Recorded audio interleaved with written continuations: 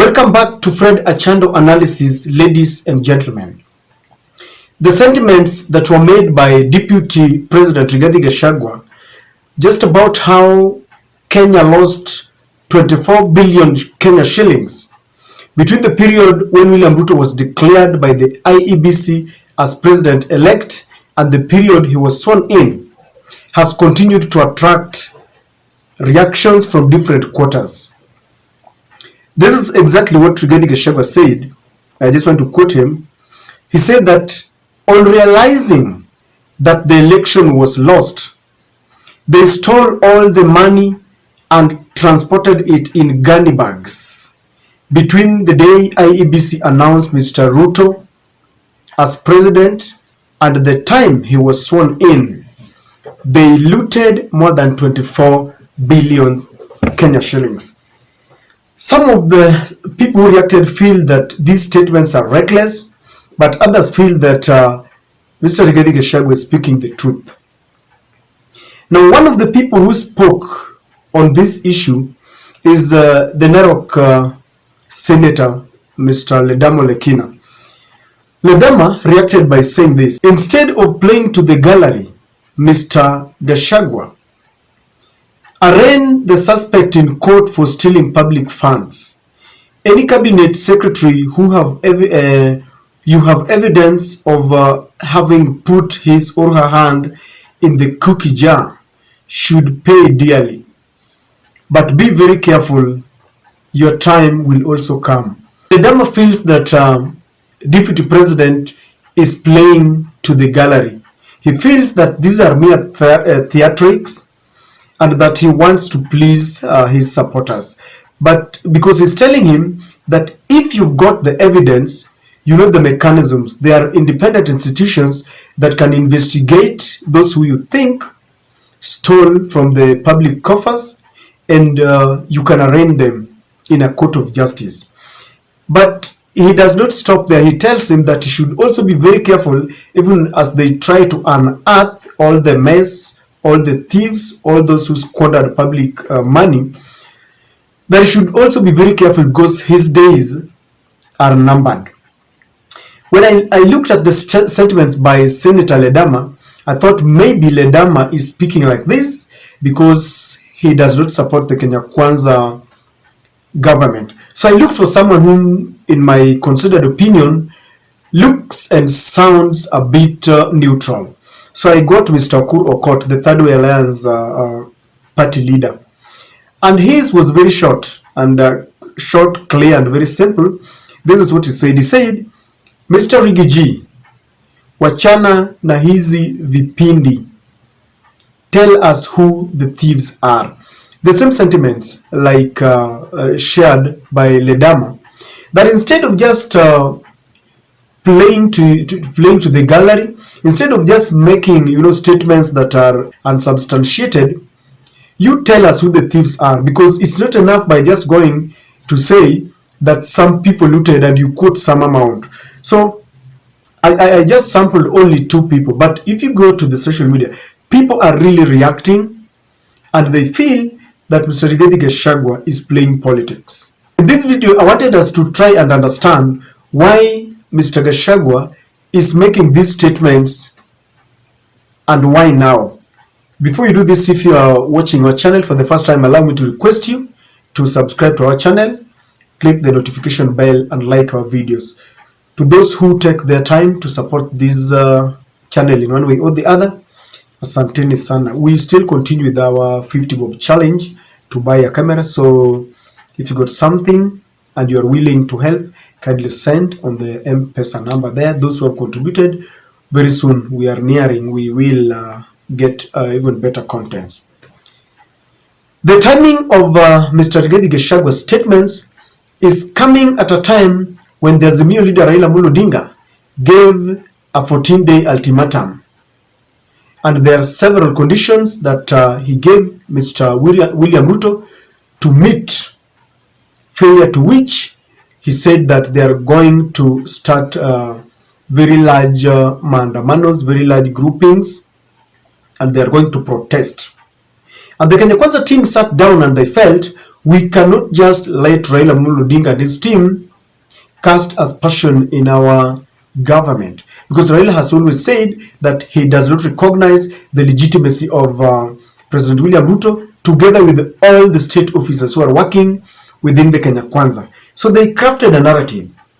They want to hoodwink Kenyans, and they want Kenyans to start thinking that the very, very person who is telling us to lower the cost of living, because one of the conditions was William Ruto must lower the cost of living.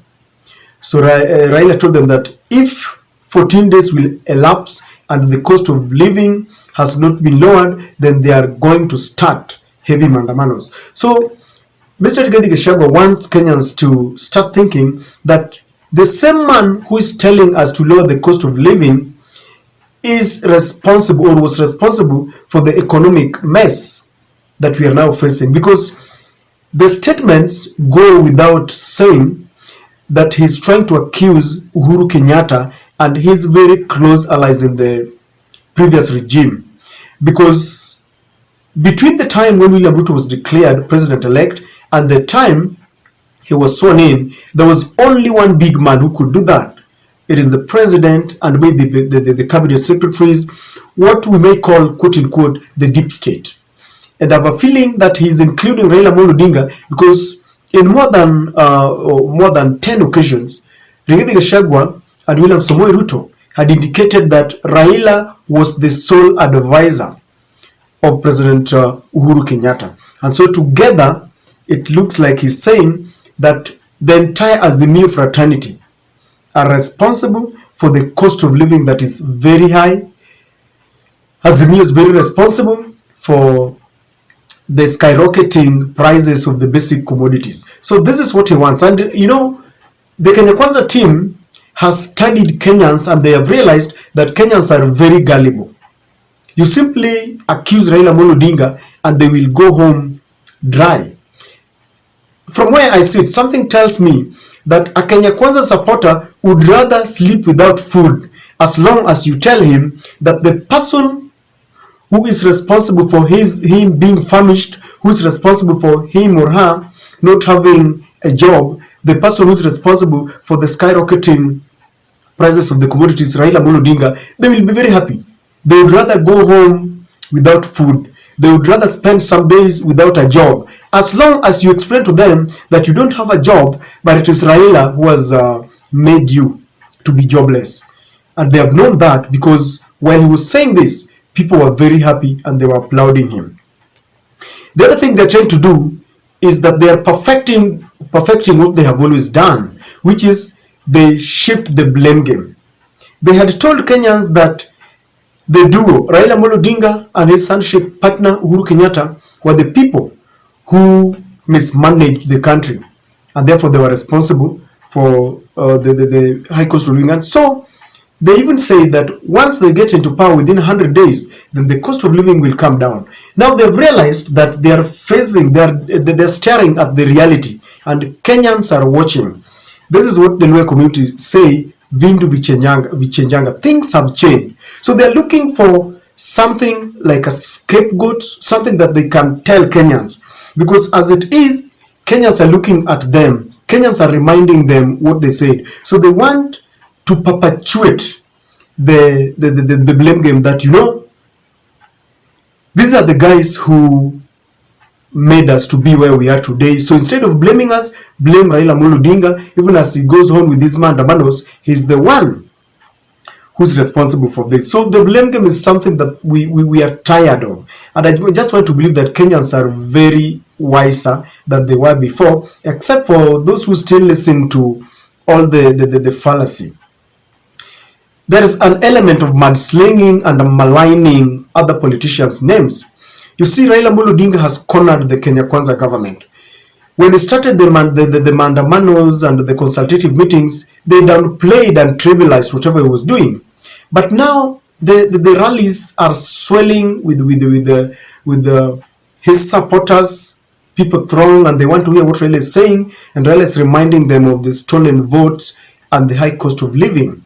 And they are realizing that if they don't do something, they will be cornered. And this is the reason why the government rushed very fast to